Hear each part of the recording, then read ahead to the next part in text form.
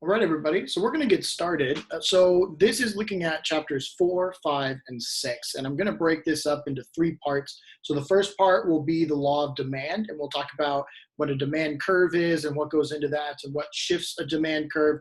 And then we'll go ahead and look at the law of supply. And so what impacts supply, what can bring people into a production firm and things like that. So ultimately, when we look at both of these things, it's really important that we understand them both on their own. So that's chapter 4, law of demand, chapter 5, law of supply, and then we put them together in chapter 6 with supply and demand.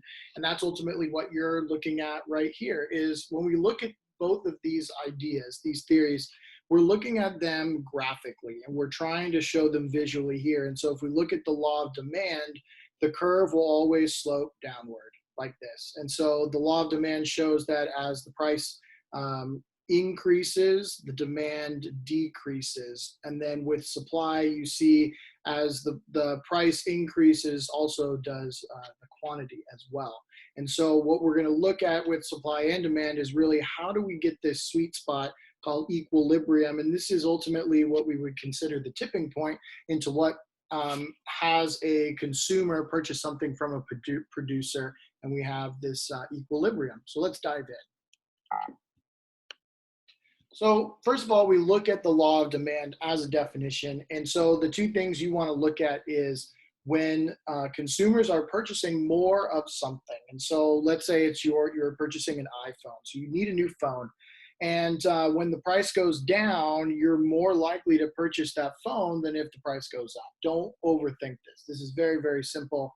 And so when we look at the law of demand, we're going to look at things that impact this, but also understand that we're trying to show this on a graphic as well. So two things we'll look at that impact the law of demand is the substitution effect, and then also this income effect. Now, with all of these ideas, they're pretty self-explanatory, and I really implore you to not overthink these terms. So for example, the substitution effect, this can definitely impact demand if there are substitutions, meaning if Coca-Cola decides to raise their price to $5 a can, there are tons of other cola-ish tasting products that you could purchase instead, like the brand X Cola here, you got Pepsi, and you got Shasta. So the reason that Coca-Cola keeps their prices the way that they do, which is pretty comparable to other sodas, is because of this substitution effect. The Coca-Cola company is aware that if they just change their prices and increase them, but their competitors are not, well, then people are not going to consume Coca-Cola. They're going to consume the other product. And so this is a way that this can impact. And there are tons of things that have different substitutes. And so I encourage you to be thinking of things like this Coca-Cola product that there would be a lot of substitutes for. And then the other thing that can impact demand, and this is also another thing to really not overthink, is that when someone has an increase in their income, so they get like an end of the year bonus or they get a 1% raise, ultimately this person is going to demand more goods and services because they have a change in their income. You make more money, you're going to buy more stuff. And so ultimately what we could look at is, okay, so someone, like you're playing the game of life. And so you have the opportunity to buy the country cottage for $100,000, and then there's the country cottage in the newer one, which is $225,000. But then you lose your job, and so you're not going to demand these items anymore because you can't afford it. You're going to demand the split level, the fixer upper, because that's all you can afford because your income has changed. So we're looking at change in demand because there's substitute. So companies aren't really going to change the prices around a whole lot because of that reason. If there's not a whole lot of substitutes, that's where you can really dive in and make a lot of profit. And then a change in income also can affect your demand. Now, looking at this graphically, what we're looking at is the law of supply is here, but I want you to kind of ignore that right now. On the x-axis is the quantity, and then on the y-axis is the price of the item. And so what we're looking at is ultimately the demand that a person shows from demand 1 to a demand 2. This could demonstrate someone's income going up. So if you say, okay, I get a 1% raise, your demand curve ultimately is going to move to the right. Whereas if you lose your home, the demand curve is going to move to the left. Okay. So some things that change here. So your income. Okay. So ultimately your demand, and this is what we're talking about with the income effect, but specifically the amount of money you have, we want to look at this in a normal good versus inferior good type of idea. So a normal good is when your income goes up, you're going to demand more of that. So right now I drive a Honda Civic. If I get a $100,000 raise, I'm going to demand a better car. And ultimately, I can purchase that car. And you would say normally most people would demand a higher quality car if they received an increase in their income. And so basically, you would say for myself with my Honda Civic wanting to buy, like a Maserati, you would say that the Maserati is a normal good because as my income goes up, I'm going to demand not only more things, but I'm going to demand different things, more luxurious things. And the inverse of this is also true. So when you talk about an inferior good, this is something that I demand less of as my income increases. So take my example. I'm making $100,000 more, and so I'm going to demand the Maserati. That's a normal good. And you would say that the Honda Civic is an inferior good now because of my increase in income. And so ultimately you can look at this with really any type of idea. So you would say in another way, as my income goes up, this house compared to what I live in now is a normal good. This jewelry compared to what I have now is a normal good because if I increase my income, I'm going to want more of these things, which are different than what I would demand it. Now, ultimately, your expectations can have an impact on this as well. Now, I think about, how often now Apple comes out with new products. And ultimately, if you know that the new iPhone is going to come out, maybe you want to wait. So let's say that you have, I don't know, let's say you have like an iPhone 8, okay? And ultimately, you don't really need the new one, but you know that when the new one comes out, the one that's kind of in the middle will be less money. So, this is not an iPhone 8. I think this is like a 4, maybe not even that. But anyways, so let's say you have an 8 and you could trade it in for the really, really new one is going to come out, or you could wait and the current one that's on the top of the line will then be cheaper ultimately. And so this could also be something like a sale. Okay, so you need a backup hard drive for whatever reason, and you know that Black Friday is coming up in a couple weeks. So you decide, you know what, I'm not going to buy it today. I'm going to buy it later when it's Black Friday because I know that the price is going to go down, and we know with the law of demand, when the price goes down, your demand goes up. The other thing that can impact demand is population. And so I've been thinking about this actually a lot with professional sports being canceled. Part of the issue is that you could bring professional sports back and not have fans in the stadium, but ultimately that lack of population isn't going to give you the revenue stream. And so ultimately, when you talk about the population increase, this will lead to greater demand. More people will be demanding more products.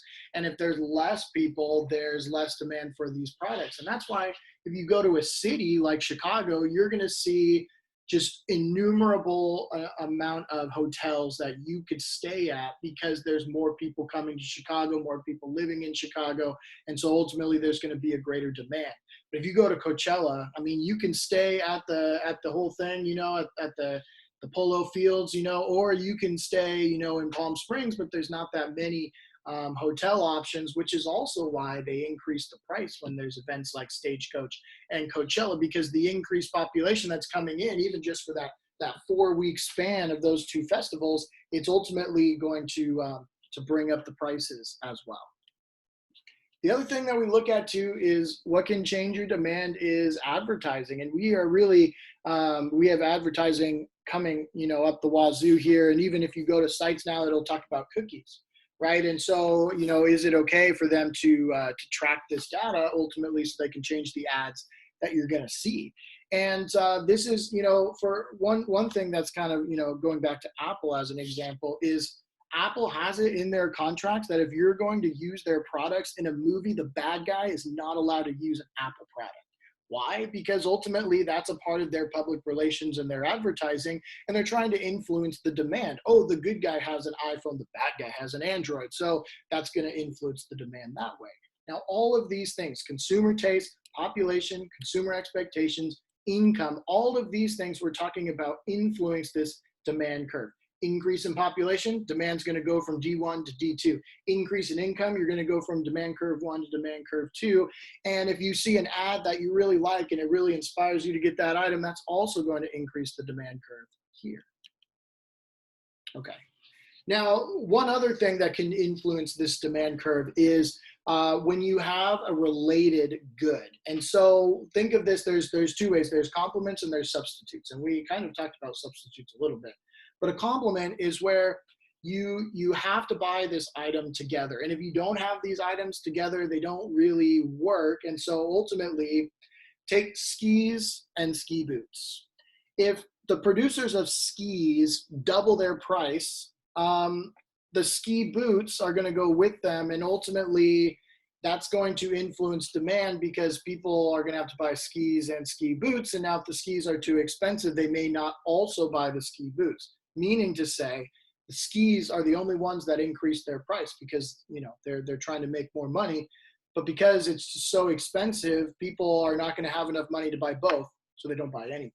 And so oftentimes these things that are bought together, they go together in that regard. And even you could say something related to stocks. I'm invested in Apple. Well, I'm also invested in Intel because in every Apple product, there's an Intel processor. And so ultimately, when you talk about complements, it's things that are technically usually bought together. And so the demand for them is connected. Same thing with substitutes. So if the ski companies decide to double the price on skis, but the snowboard company decides to not do anything, well, now people are going to demand snowboards. Skis are too expensive. It's too expensive to go skiing when we could go snowboarding for half the price.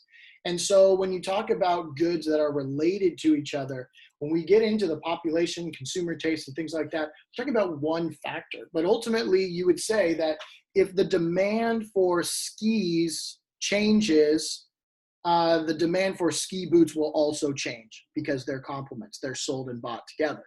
Whereas something like snowboards and skis, these are substitutes. So if the demand for snowboards goes up, perhaps the demand for skis will go down because of the change in price. And all of this goes back to this law of demand. When consumers, so think of it with arrows, okay? So when the price goes down, the demand goes up. So it's opposite looking arrows. When the demand goes up, the price goes down, and vice versa. Okay, great. Now, one last concept with looking at demand is understanding elasticity. So think of this with like stretchy pants, okay? So it's elastic, you can stretch it, and ultimately what we're gonna look at is how stretchy is the demand, meaning to say, if the price changes, how much will that actually impact the demand curve? And so you would say, use this in a different way, you would say that if the price changes, but the demand doesn't change, it's inelastic. And so this is something like, I don't know, like the price of a concert ticket. If you want to go see Taylor Swift at the Staples Center, they could probably double the price, and a lot of people would still pay for tickets to go see Taylor Swift because there's no substitute for Taylor Swift. It's just her.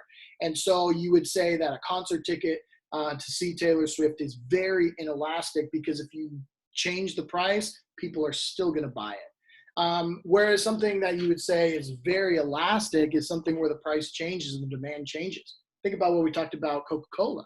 You would say that Coca-Cola is extremely elastic because if they change their prices, well, there's other substitutes that are going to impact the demand. So if Coca-Cola doubles their price, the demand is going to dwindle because you can buy other things. So let's look at a couple of ideas. So availability of substitutes. So like Coca-Cola, if you have lots of substitutes, you would say it's very elastic. The demand is elastic because ultimately, if the price changes, you're going to buy something else, ultimately.